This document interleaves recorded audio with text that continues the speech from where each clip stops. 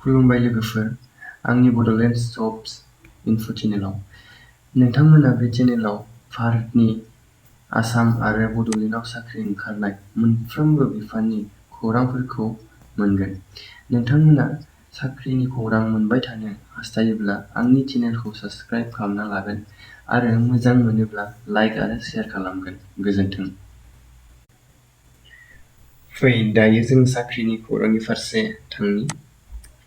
मैयासो आसाम गभर्नमेन्टआ directorate of social conservation निफ्राय मोननै रोखोमनि भेकेन्सि ओंखारदों, जेराव 27 पस्ट दं।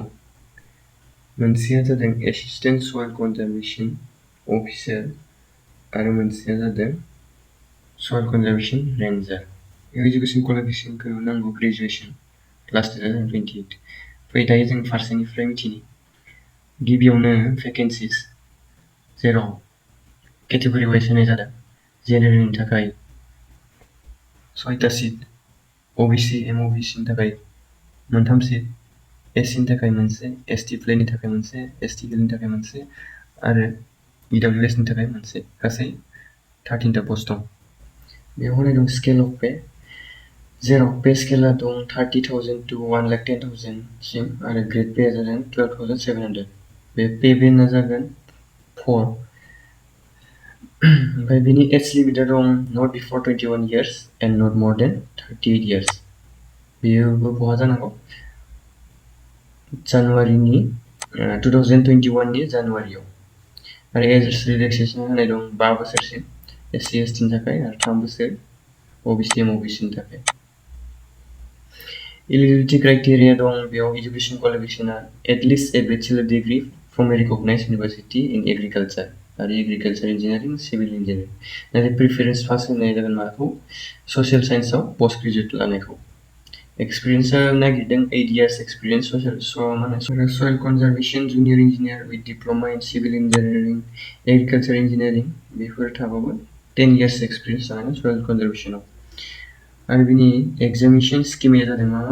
जेनेरेल नलेज दं, जेनेरेल इंलिश दं आरो अपसनेल साबजेक्टसआव दं एग्रिकालचार इन्जिनियारिं, बटानि, केमिस्ट्रिफोर दं। बेयाव नेगेटिभ मार्किंबो थागोन, जेराव 0.25 जायखिजाया मार्कआनो जाया मानो 0.25 पार कुइसन थागोन। पार कुइसन मार्कआव 0.25 माइनास मार्किं थागोन। दायो सेकेन्ड पस्टआ जादों सयल कनजारभेसन रेन्जार। बिनि भेकेन्सिसफोरा जादों जेनेरेल 10, ओबीसीआव 3, एससीआव 0, एसटीपी 0, एसटी 0, ईडब्लिउएस 0। बेयाव अनलि जेनेरेल आरो ओबीसीनिल' दं। बेयाव स्केल अफ पे एसे खम, 22,000 to 97,000। पे बेनाबो 3। एज लिमिट आरो एज रिलेक्सेसनआ सेम गोजौनिजोंनो। एलिजिबिलिटी क्राइटेरिया बिनिया एसे बेलेग, जेरै बेचलर डिग्री नांगौ बेयाव साइन्स, एनि साइन्स माने स्ट्रिमाव, जेराव थानांगौ फिजिक्स, केमिस्ट्रि, बटानि, जुल'जि, फरेस्ट्रि बेयाव मोनसे साबजेक्ट थाबानो जागोन। आरो नङाब्ला bachelor degree in agriculture engineering, civil engineering from a recognised government university. आरो बिनि स्किम अफ एग्जामिनेसना जादों general knowledge, general English, optional साबजेक्टआव बेबो सेमानो गोजौनि बायदि। बेयाव माइनास मार्किंआ दं 0.25 पार कुइसनाव। दायो एप्लिकेसन फिस। एप्लिकेसन फिसआ जादों बेयाव गोदान रुल दिहुनदों आसाम गभर्नमेन्टआ, जेराव 30 आरो प्लास जीएसटी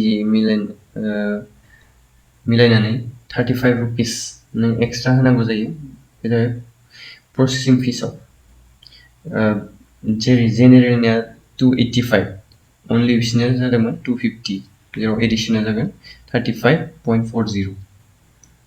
बिदिनो एससी एसटी ओबीसी बिसिनाबो 185, बीपीएल आ 35 आरो पीडब्लिउडी आ 35। बेफोर अनलि प्रसेसिं फिसआव।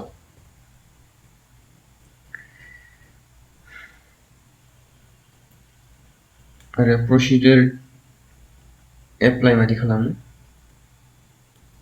Procedure to apply खालामगोन। Interested candidates and eligible candidates are required to apply online through APSC recruitment website, official website आव खालामनो हागोन 28 एप्रिल to 28 मेसिम।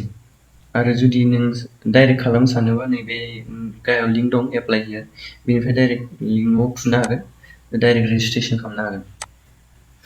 बे जाबाय एडभार्टाइजमेन्ट लिंक आरो एप्लिकेसन लिंकआ जाबाय नैबे।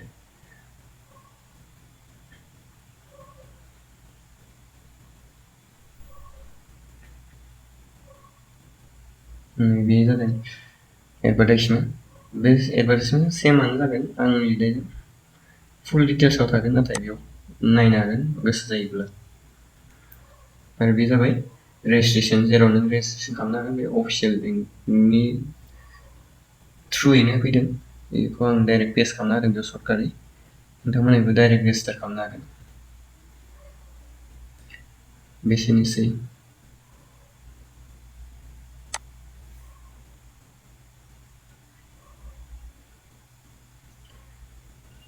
गोजोन्थों।